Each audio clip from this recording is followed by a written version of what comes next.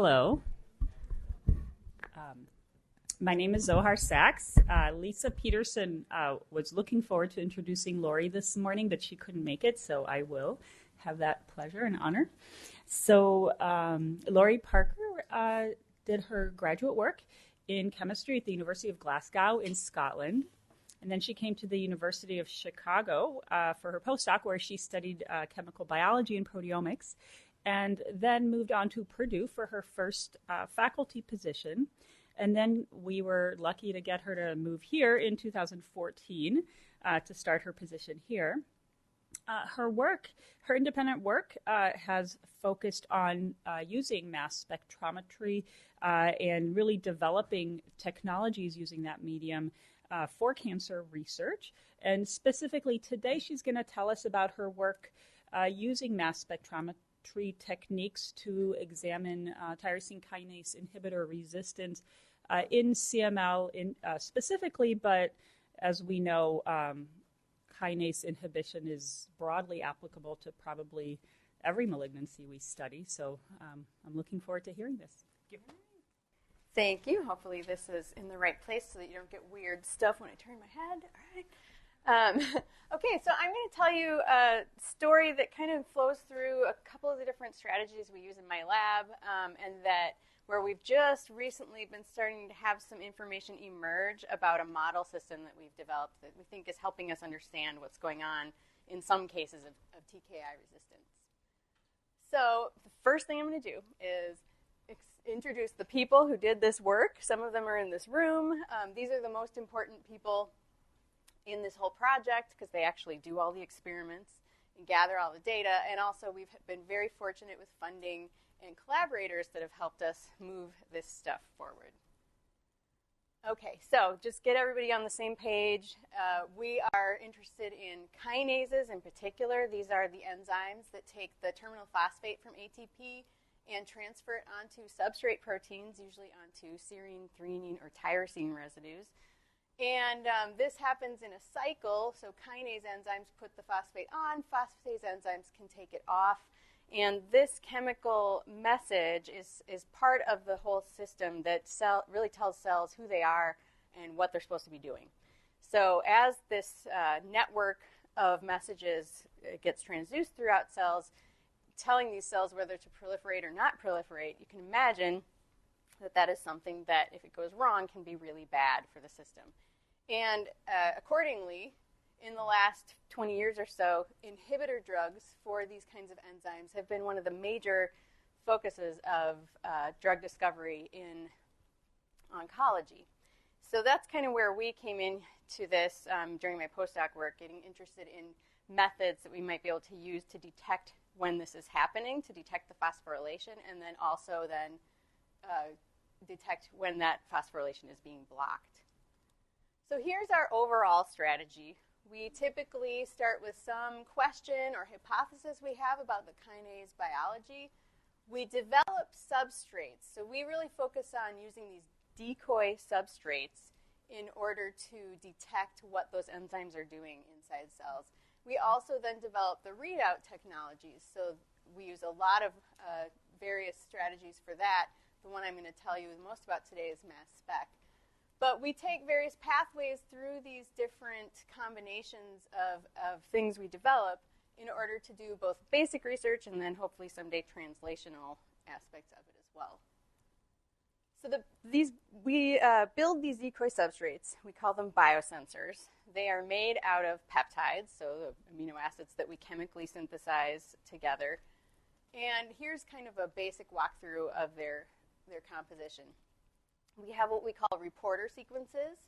These are kinase substrate sequences themselves that mimic the native substrate preferences that a kinase might have to put a phosphate onto something. We attach biotin groups as affinity capture tags so that if we put these into a big mix of complex stuff, we can fish them out and analyze them to detect whether that phosphate is there or not more easily. We also put cleavable linkers often, and that's because we have this cell-penetrating peptide sequence on here. And for some of the methods we use for readouts, we need to separate this reporter part from the cell-penetrating peptide part.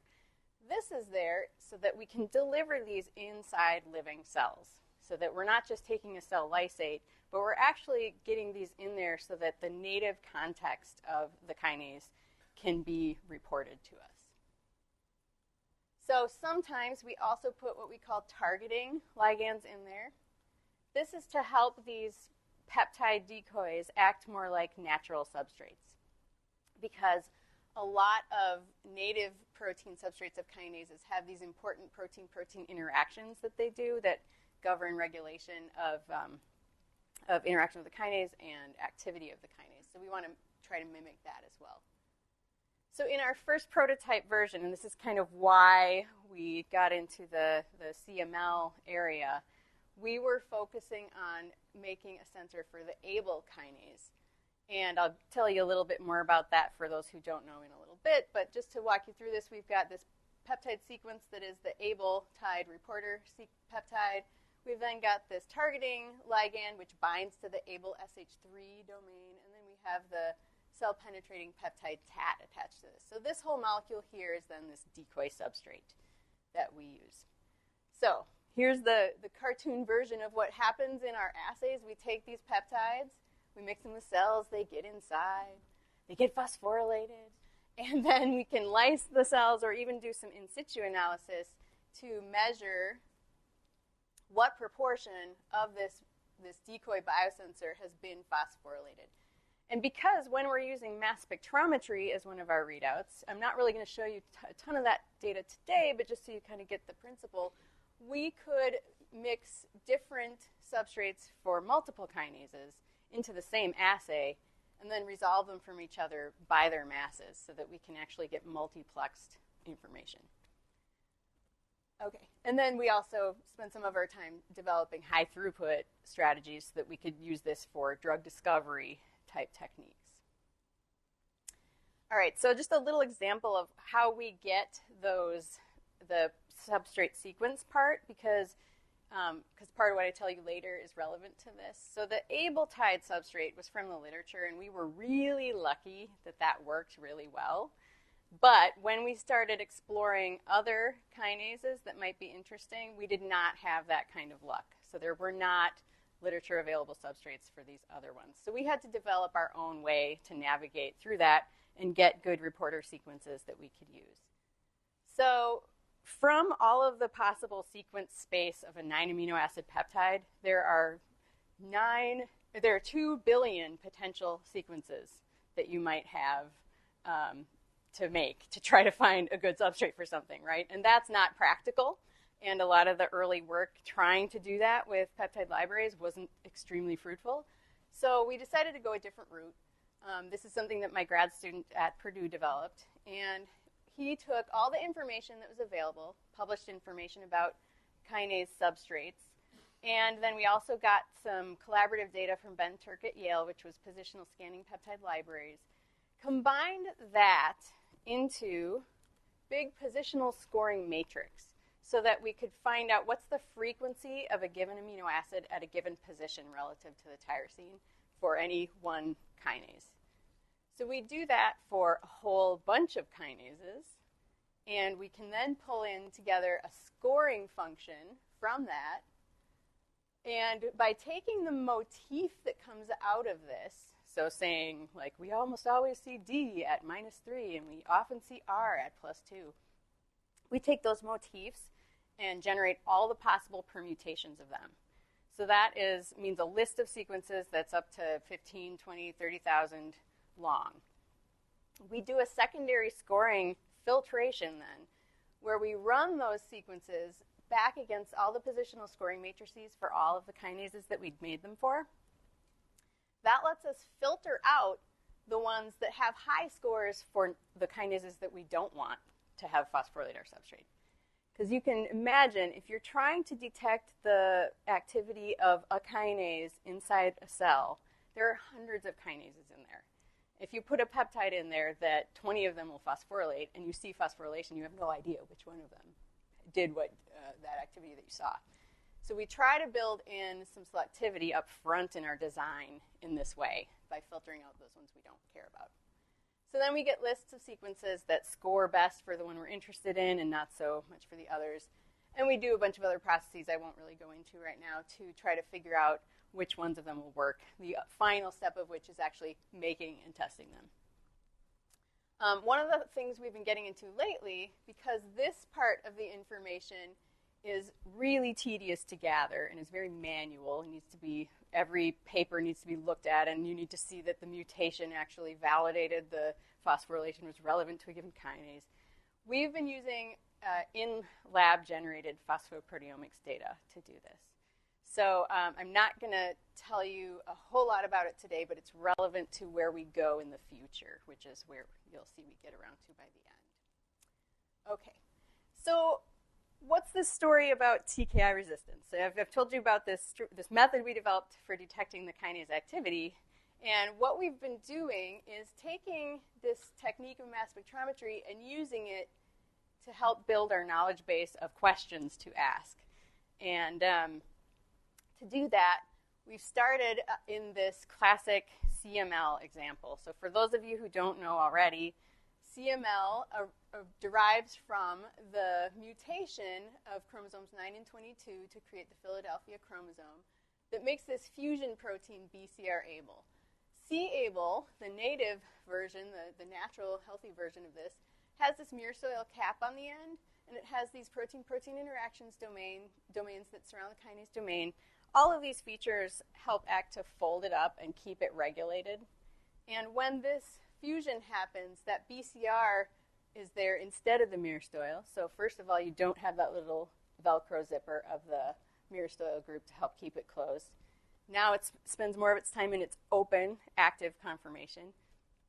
And it's also the BCR oligomerizes, and it can trans-autophosphorylate and activate itself further. Plus, it's also now too big to go through the nuclear pores in its natural way. And when ABL's in the nucleus, it promotes apoptotic activities, and when it's in the cytoplasm, it promotes proliferation. So there you have all of these molecular features that are governing the way that this protein now drives the disease. And so in the hematopoietic progenitor cells where this fusion is present, you get overproliferation of those cells, and that leads to this chronic myeloid leukemia phenotype. So in the 90s or so, Brian Drucker and Novartis developed the first targeted kinase inhibitor drug, Gleevec, imatinib. And this was a revolution in cancer treatment. It looked like this was going to be the way that all cancers could someday be treated, but as everyone in this room knows, that hasn't quite been how it's turned out. There's been a lot of work that's still needing to be done because not every story of this is so simple. And not even the CML story is as simple as it originally looked. So for every 10 people who get diagnosed with CML and put on Gleevec, 90% of them do great and have hematologic remission within 6 months. 10% don't respond, even initially. So that's already kind of a problem, although 90% initial is very good. Then within a year to 5 years, about another 20% or so end up with some kind of resistance or relapse. And these mechanisms are still not very well understood, despite how well CML has been studied. So some of the mechanisms for this come from on-target factors. This is things like mutation of the active site of the enzyme so that it won't bind the drug anymore, or upregulation in copy number or expression level of the kinase so that there's dose issues, or even degradation of the drug or other degradation of the protein and other changes to the way that that protein gets processed in the cell, meaning that the inhibitor is no longer able to inhibit it. There are also off-target factors, though, so things like alternative signaling pathway regulation, those multi-drug resistance transporters, and other factors that are really not well known, and that's kind of where we're getting into things in our lab. So these come from the native resistance, but also from potentially insufficient dosage. So there's still a lot that is not sufficiently understood, even in this classic gold standard case of CML and Gleevec. So we decided to build a model using the K562 cell line. This is a Philadelphia chromosome mutated cell line from someone who had CML. We took these cells and we grew them in the presence of the inhibitor, increasing in dose over time, so that we eventually got a population that was able to grow in a concentration of the drug that would have killed them before this resistance process had gotten all the way through. We did this with imatinib. We also did this with nilotinib and dasatinib, which are the two next line therapies for CML. And alongside that, we cultured a population of cells with just DMSO present so that we could account for any drift that just happened over a long time in culture.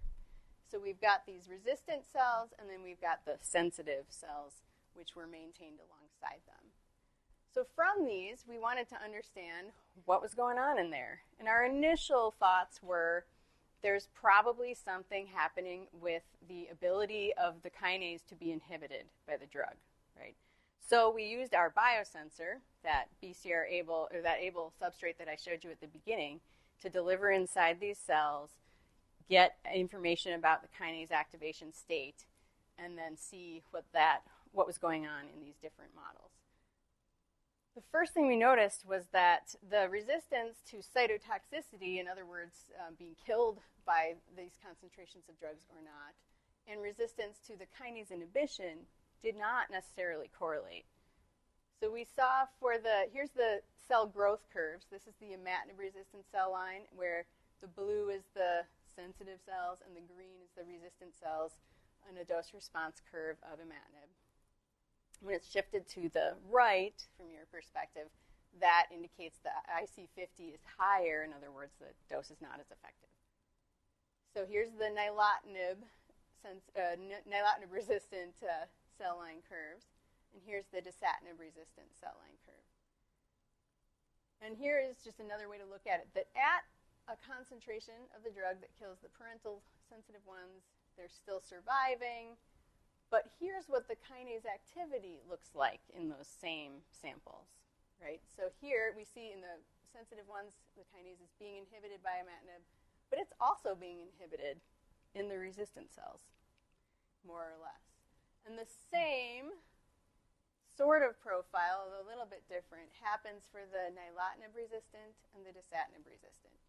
So for nilotinib-resistant, they already had lower activity, and so there wasn't a whole lot of change in the presence of additional drug. And in the dasatinib-resistant ones, we saw this big amplification of baseline activity that was still somewhat sensitive to the inhibitor. So essentially what this told us is that it's not so simple as just that, oh, this kinase is not being inhibited anymore, and that's why these cells are surviving. And just as a backup, we looked at the concordance between these things and the native markers. So we used a protein simple WES. If you've ever used this before, it's an immunoblotting system. It makes really weird looking fake Western blots, but I promise they are real data, even though they look weird. So this is the unphosphorylated BCR-ABL. This is the phosphorylated BCR-ABL. And we see that same kind of thing. So we have higher levels of BCR-ABL. So we've got amplification in the dasatinib-resistant lines overall, but not so much in the other two. And then correspondingly, we have higher phosphorylation detected for that dasatinib-resistant line. When we look at, and that's just the loading, that's Crackle. So Crackle, which is one of the downstream substrates, gives a similar picture to that. And I guess the key thing that we noticed that we found useful about our biosensor was that when you look at these endogenous markers, if you do the typical thing where you compare percent phosphorylated to total protein, which is what most people would do, you don't really see a difference in activity.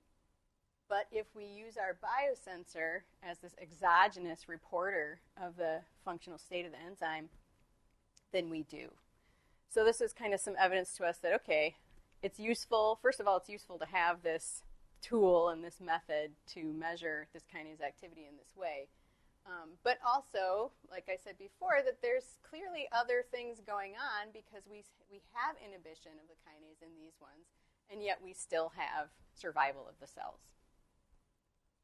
So what's going on? That's where we turn to omics strategies to try to profile what's happening at the transcript and protein level in these cells. So we took each one, we did RNA-seq and swath mass spectrometry. I'll explain that when we get to it. And then did a lot of data analysis. This is one of the biggest bottlenecks, as many or most of you know, to trying to understand this. You have a lot of data, you process all the data, and then you have to figure out what it means. So we've spent several years now kind of wading through these data that we got. And I'll tell you a little bit first about the RNA-seq side of things. So here is the heat map of FKPM levels for the top dysregulated transcripts from our data set, kindly provided to us by Dr. Sachs and her student. So these are the different cell lines. K is always the sensitive parental cell line, and then I is imatinib, dasatinib is D, and nilotinib is N. So you can see there's some sort of clustering here of different behaviors. Overall, there were a lot more transcripts changing in the nilotinib-resistant ones than in either the imatinib or dasatinib.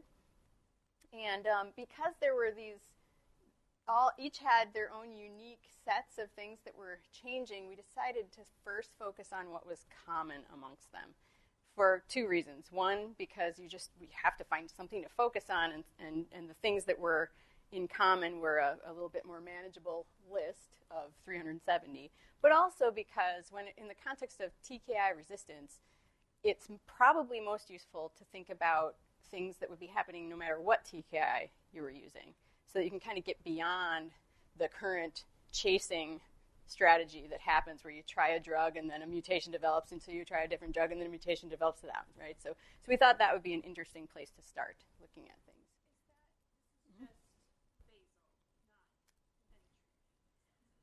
Right. No treatment other than their maintenance in their level of inhibitor that they require in order to not just revert back to sensitive, because they will do that. Yep. So ingenuity pathway analysis, we took those 370 and looked at them in there.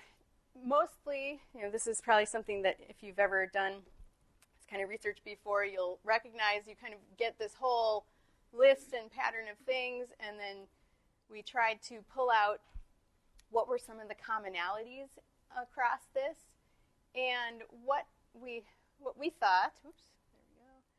So although there are many transcript levels changing here, some of them are seen previously in TKI resistance. So we saw CD44 levels go up. We saw MDR transporter levels go up. We saw cyclin D levels go up. A number of things that kind of make sense on a one-by-one basis. But overall, we noticed this sort of general deregulation of cancer signaling and metabolism and cell death type pathways. So there are oxidative stress and metabolism type signatures here.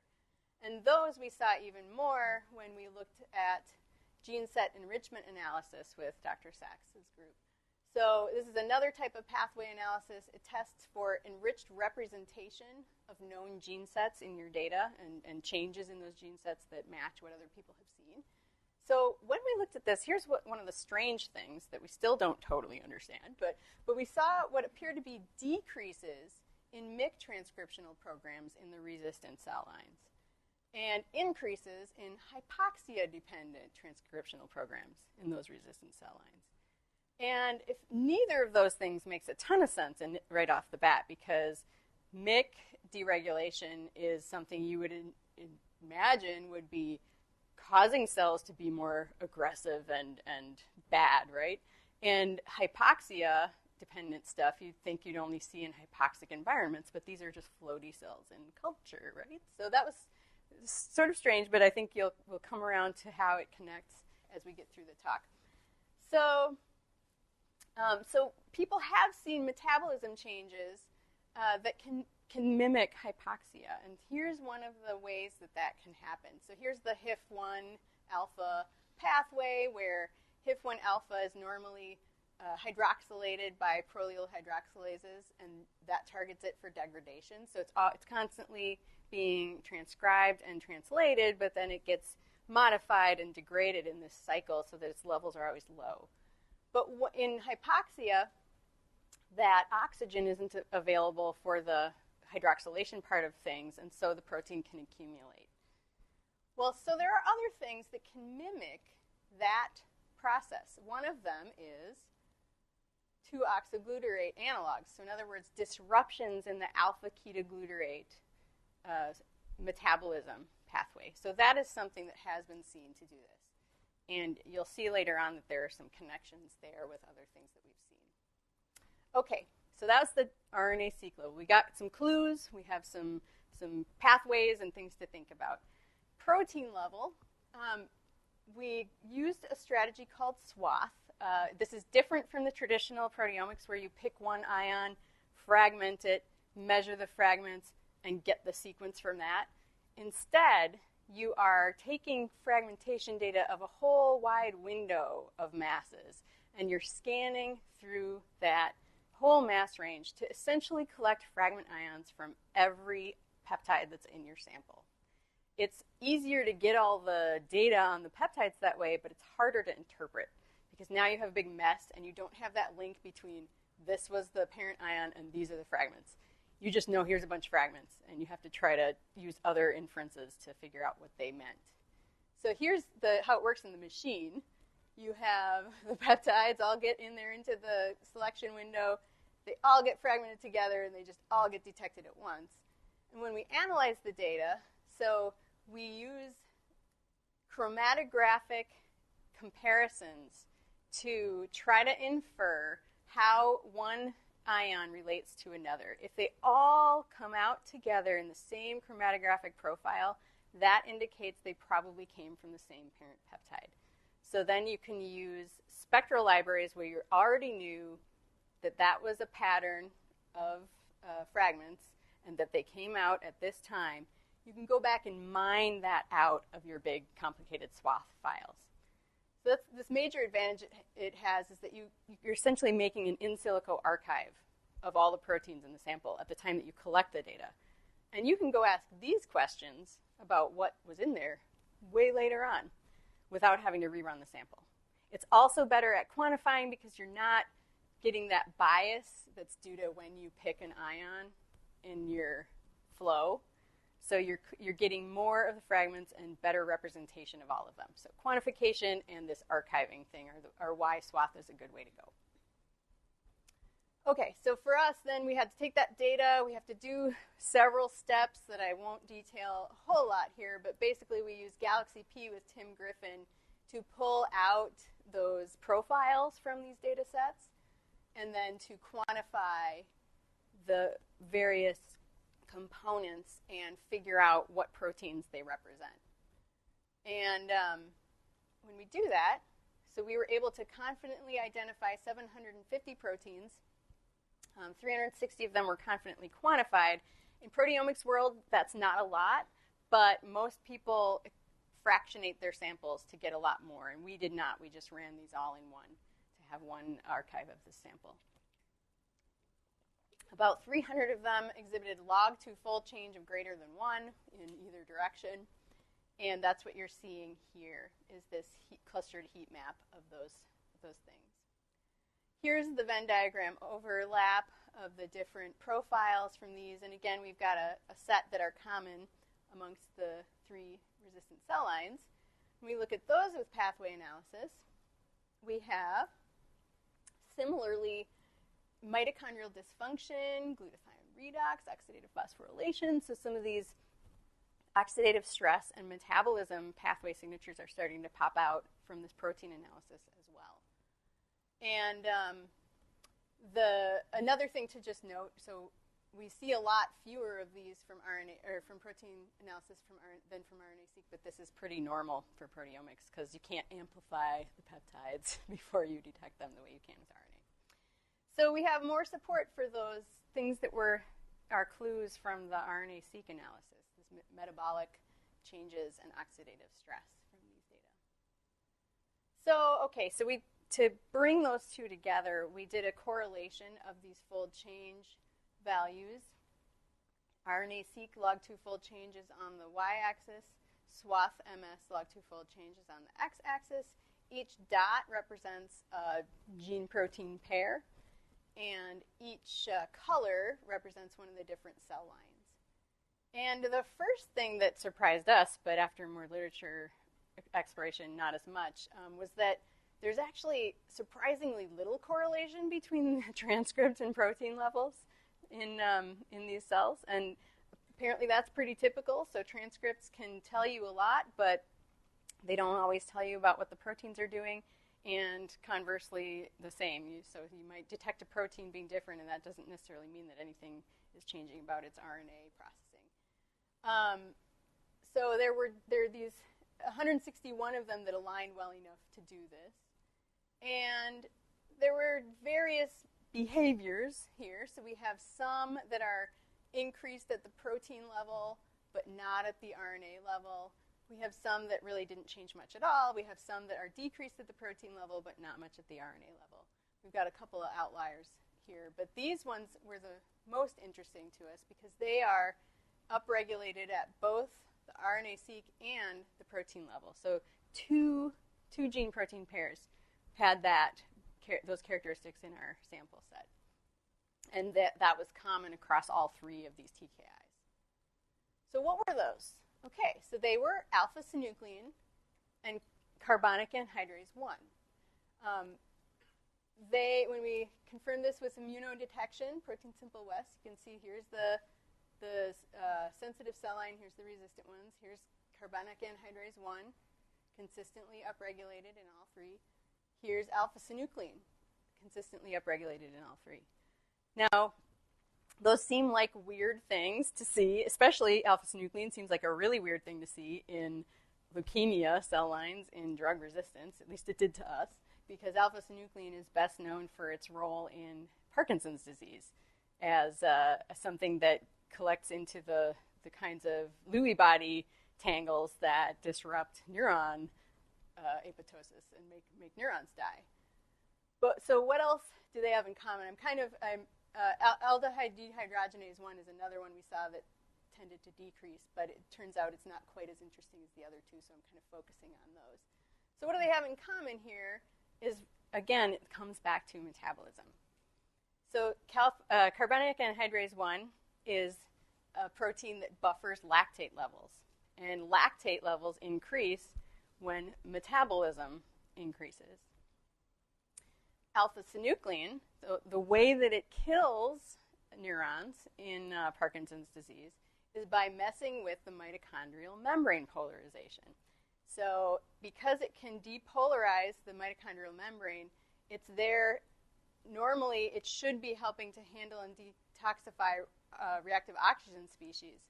And so if that alpha-synuclein is increasing, then that indicates there's more reactive oxygen species, which is also a consequence of higher metabolism. So all these things come together despite how disparate they seem on their face.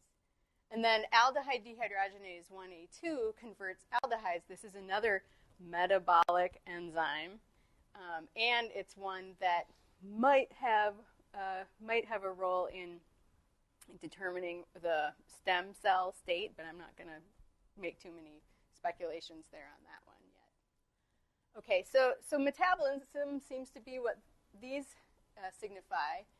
We then went back into our data sets and poked around some more, especially after a suggestion from Dr. Sachs about looking at some fatty acid metabolism markers.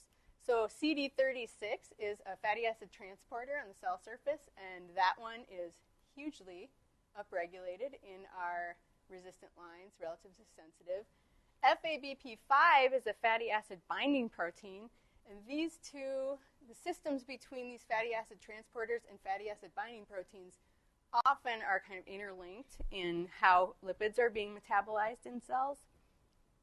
And in fact, there was a recent paper from Craig Jordan's lab about how leukemic stem cells in the adipose niche can have metabolic adaptations that help them to evade imatinib and other chemotherapies by upregulating CD36 and having fatty acid binding protein 4, which is a family member of FABP5, as part of the system. And, you know, it's still kind of weird because this is an adipose niche, and our cells are just floating around in oxic culture with no other kind of microenvironment, and yet we have a similar kind of thing. So maybe this is telling us that these metabolic shifts are something relevant to how these cells are changing their systems to utilize energy sources differently in order to survive even under the insult of these toxic drugs. And that actually, so the Warburg effect is a known thing, right? That where cancer cells undergo higher rate of aerobic glycolysis and increased nutrient uptake. And it's also been starting to be observed in general chemotherapeutic resistance mechanisms. So not just to TKIs, but to all kinds of different treatments, including TKIs, where cells are rewiring their metabolisms and surviving these things that are, these chemicals that are trying to kill them.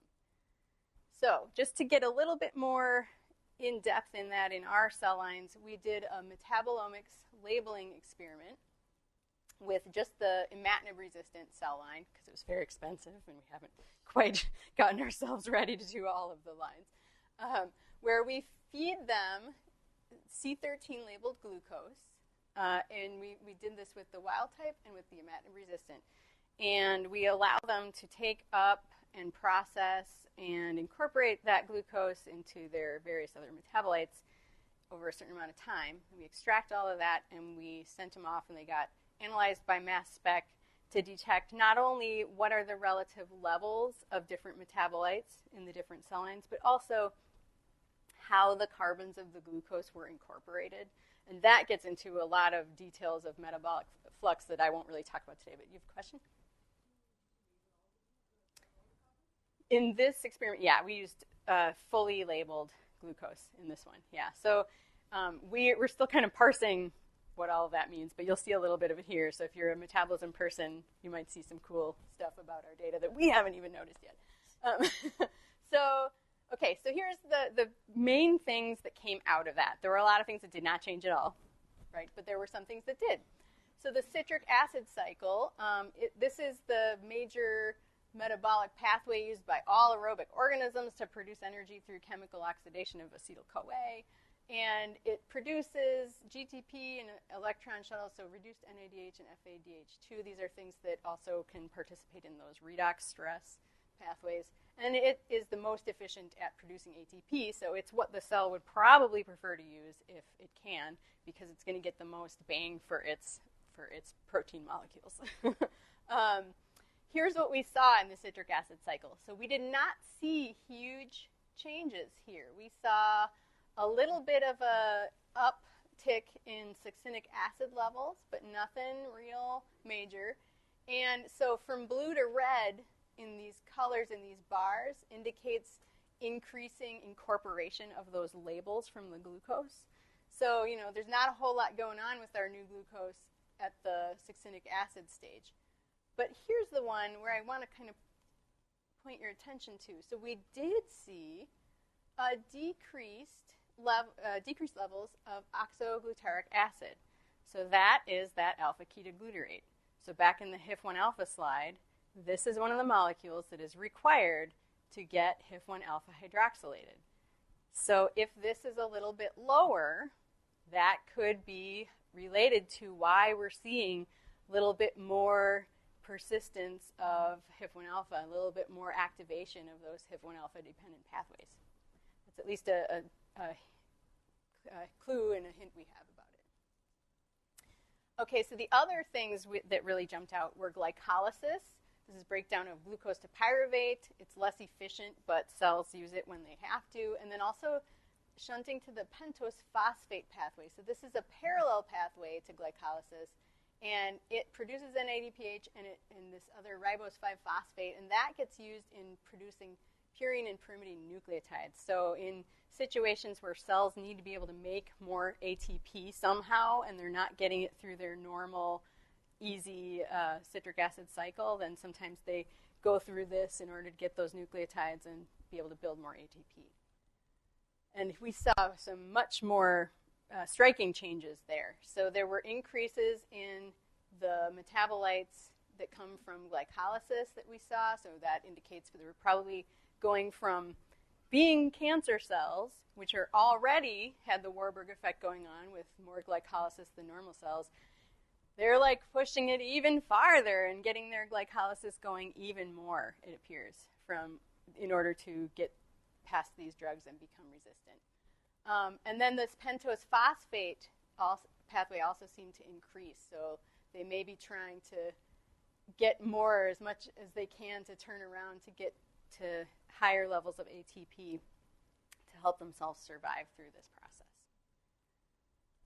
Okay, so, all right, so that's all. We've got a bunch of hypotheses built. We're working on testing some of those with metabolism disruptive treatments to see if those resensitize our cells to the TKIs.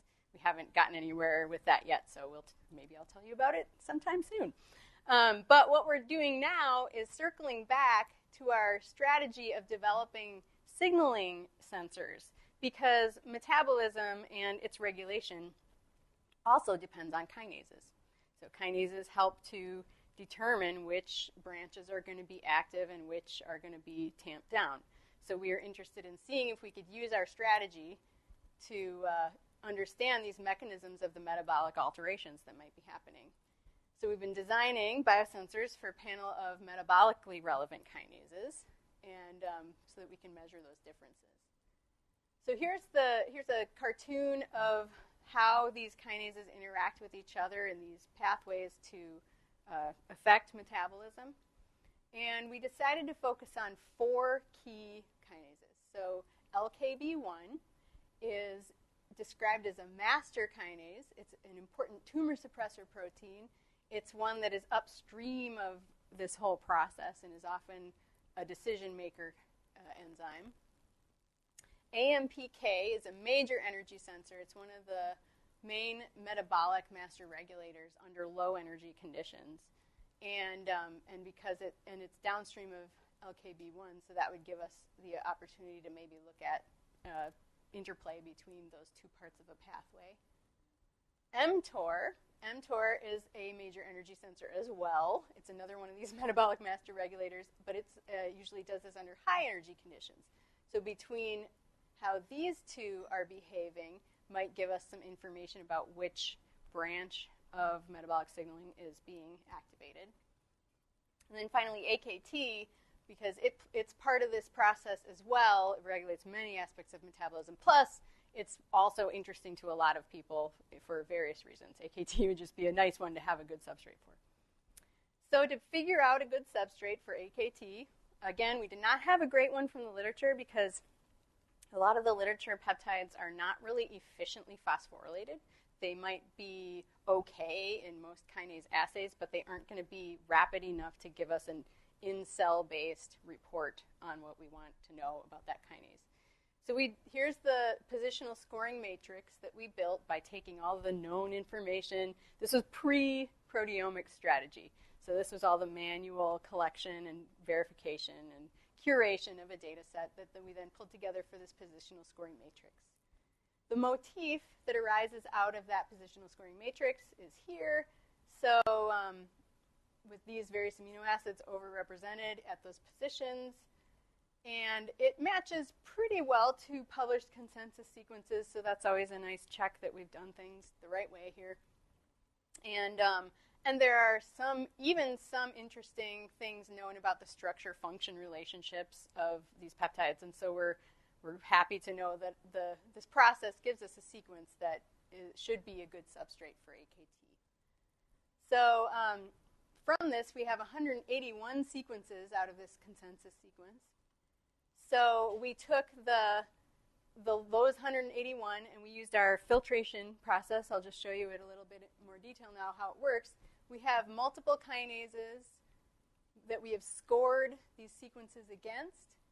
And we look for the ones that have the highest score for our kinase of interest and the lowest scores for the rest. So the sum score should be as low as possible for those off-target kinases.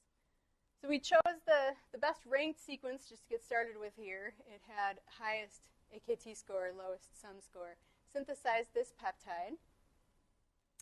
And using mass spec as our detection just for a quick assay. We take the enzyme, we take the peptide, we do a kinase assay, and we see that within 2 hours this thing is 100% phosphorylated. And that's pretty efficient for this kind of process. We've got good conversion over here by AKT. So just preliminary, that's sort of our preliminary outcome now from this AKT biosensor. So this is really where we're at in the lab. We are now, we have our first candidate. We're going to compare it with other kinases and see how that off-target selectivity really bears out. We're going to proceed with doing this for the LKB1, the mTOR, one or the other of the mTOR complexes that mTOR forms, and the AMPK kinase, till we have this set that we could use to look at these 4 metabolic kinases.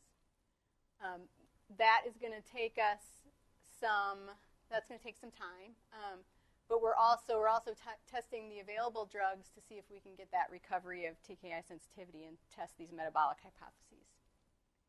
Another thing we're doing now that we have this huge, rich omics data set is trying to look at it in some different ways and try to integrate it a little bit differently.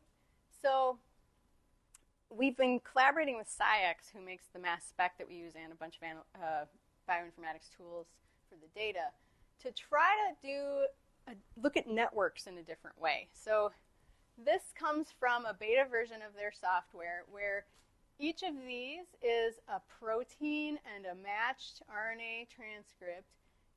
Those are the circles. Each of the resistant cell lines is shown as a little piece of the pie. And each of these squares is an ontology marker, so like some function or some activity or cellular location or something that's known about this entity, this gene or protein. So the one, you can see that there's lots of connections on those ontologies between the RNA transcript and the protein. That's what you'd hope to see, that they are appropriately annotated as being similar, having similar functions. But then we also get these connections between different ones together that kind of end up threading through these networks with each other. And the connections come from when they are linked to similar ontologies. So in other words, it might help us flag up relationships between behaviors we've observed. So in this case, this is a whole cluster where in general the protein was increased, so more orange means higher level, when the RNA didn't change much or even maybe decreased, right? So there's a whole bunch of genes where the protein was increased and the transcript level wasn't.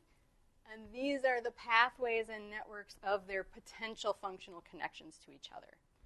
So that kind of analysis can give us a lot of novel hypotheses that we can then go test.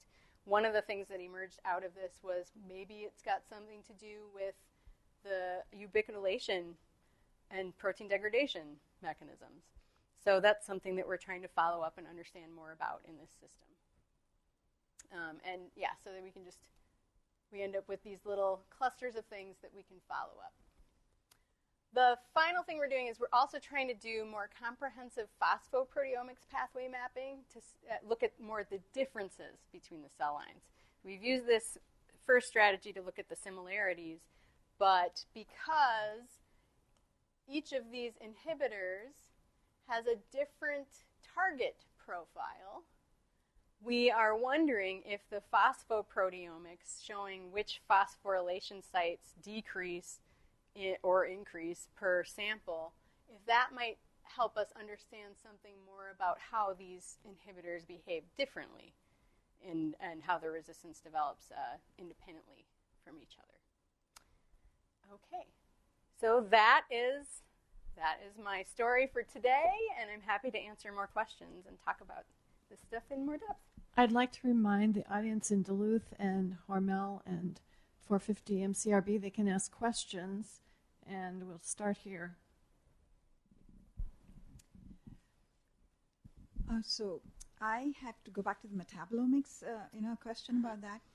So I was curious about why you even looked at the TCA cycle, because particularly since you've labeled all the carbons, it's very difficult to interpret, for Yes. one. And then because most of that glucose that is taken up by these K562 cells, we've done these experiments, go out as lactate.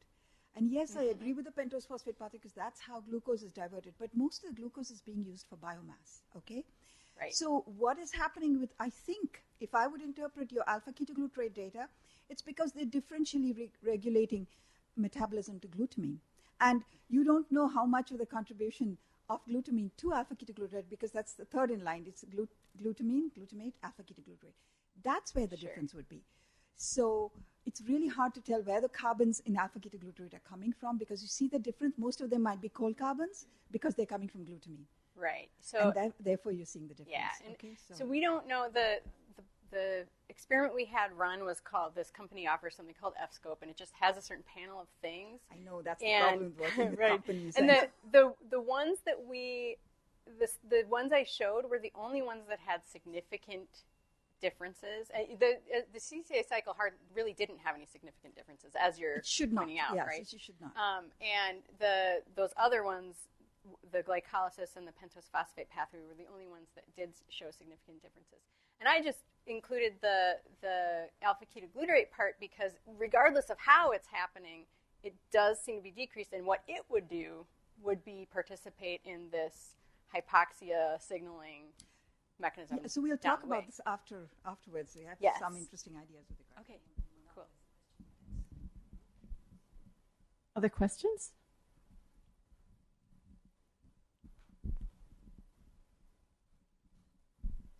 I have a quick question. Have you been able to test the specificity of your peptides by, using them in a kinase state, cells or?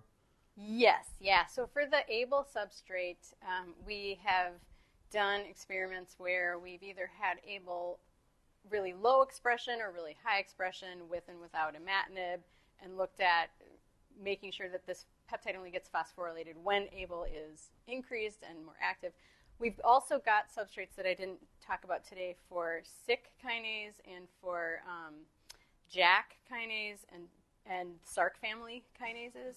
And the SYK and the JAK, especially the SYK one, is very selective. We've got really nice stuff where we've knocked out SYK and we get no phosphorylation even when we stimulate all of the B cell receptor pathways so that Lin and everybody else is all active, but then it doesn't get phosphorylated. But then when we reconstitute with SYK, it does.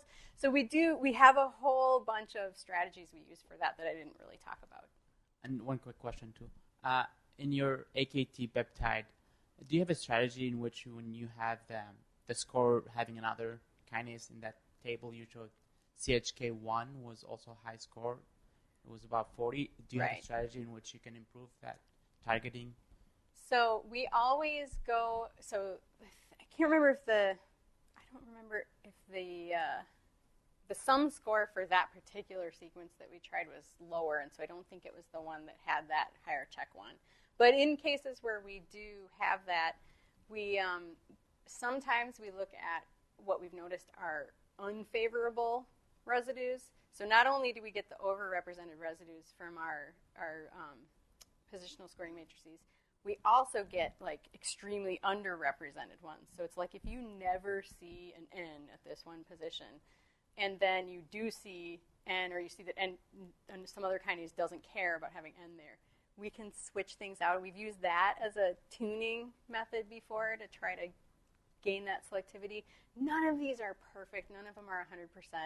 Anything you throw at a kinase in enough concentration with a high enough level of kinase will get some amount of phosphorylation, even if it's just tyrosine itself, right? But it's all about these relative rates and what we can learn in the first 5 to 15 minutes of the exposure. And so that's what the kind of thing we're looking for, is gaming the rates. Have you performed any genomic characterization of your resistant lines and compared those to the parental? I'm trying to get a sense of whether you're selecting out pre-existing clones and this is more of a stable resistance mechanism, or if this is plasticity due to changes in epigenetics or transcriptional programs. Right. We have not done that. It's very likely plasticity because of how rapidly it kind of adjusts back. if we take the drug away, it's like really quickly reverts. What's the time frame of that? Oh gosh, do you guys remember? My lab is in the back. I'd say it's probably a couple of weeks. Or, yeah, it's not long at all that it reverts. Because it's not uncommon for the growth mechanism utilized for a drug-resistant clone to actually be less efficient than the primary growth mechanism. And so you can have these clonal dynamic changes in vitro, especially if you have fast proliferating populations. Right, yep.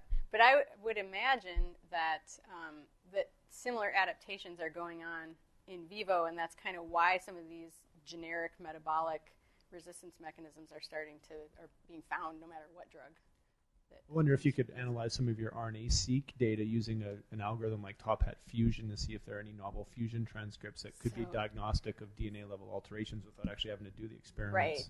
We did that, and we saw a couple of different fusions. None of them really jumped out as important. Some of them were already known. And one thing we did look at with that was whether there were any point mutations to BCR-ABL, and we didn't see any. So at least we got that kind of carved out of this RNA-seq.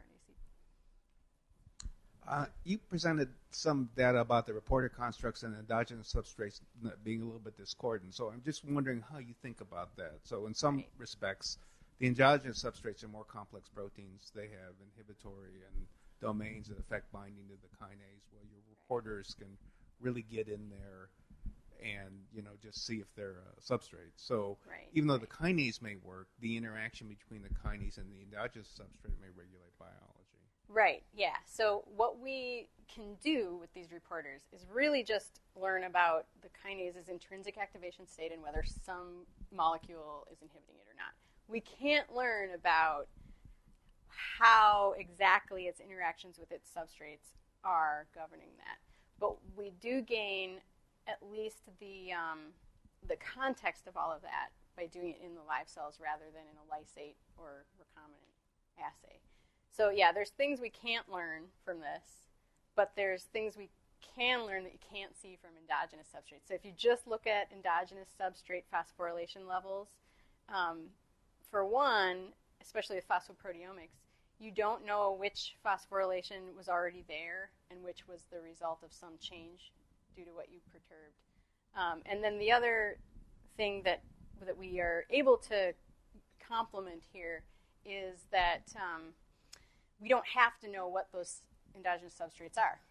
So if you don't know anything about this kinase other than that it exists and it is expressed, and you have some substrate, you can at least see like, okay, yeah, it's active or it's not active. So that's what we hope to be able to add to those strategies for. Also, and I may be wrong, and Zohar can tell me, I thought that some of the drugs, if a patient becomes imatinib resistant, some of the drugs work in that setting in second line. Yeah. So have you done that? So we have, and it's similar. Like we get the sort of complicated cross resistance patterns. It's all in the paper that we published on those resistant cell lines initially. None of it exactly explains what gets seen in the clinic, so it's not all that interesting as far as we weren't as excited about it. Like, oh great, this model's so great, it explains everything. But what the literature describes is that for patients who become resistant to imatinib, most of them, 50-60%, will do well on a second line. But those who don't do well on a second line are in trouble. There's like not going to be anything you can do for them. Quick follow-up to Scott's question. He was talking about epigenetics. Now here is where the alpha-ketoglutarate connection might lie, because it inhibits the TET enzymes which demethylase DNA. Yeah. And there might be the differences where if you look at overall methylation and demethylation of your DNA of these lines, you might see some really nice differences. Yeah, that would be real. Lab, take some notes, because we just finished generating a second biological replicate of these, because our first biological replicate that all these data came from, one of the cell lines ran out, so we couldn't. It's something where it takes another 3 or 4 months to generate. So we just finished the next batch. We're going to do look for all the markers to make sure and see, like, did the same thing happen this time or not? That'll be interesting to look at. But then we can start looking at things like methylation in these new batches of cells. That would be really cool. So my question is about the comparison between the different lines that you have. You said that the resistant lines were still maintained on the drug, and then was the drug washed out before some of the for the downstream analysis was done to compare them? No, because essentially they were just taken from culture and pelleted down and prepared for proteomics and RNA-seq, and so they didn't spend any time without their maintenance level of drug. Have you tried to look at whether or not just taking the sensitive cell line and using a sublethal dose of the drug would also produce some of the same signatures, suggesting that what you're seeing might not necessarily be a driver of resistance, but more a passenger of the effect of the drug in general? Right. So we've collected samples along the way of this generation of the new biological replicate in order to look at that. Yep. Because we want to know how fast was that adaptation, and does it matter or not? So, and also these things where we now try to go in and hit some of these metabolic pathways that these things might be related to, and see if they resensitize. That'll also start going at some of that question. But you compared a lot of your data to the data on the effect of the drug, right? I remember when we looked at the RNA-seq analysis, we did compare the pathways that we were getting as hits to what previously published data on the effect of imatinib on K562 cells, for right, example. yeah, because that was part of the GSEA analysis, that the signature patterns that they looked at.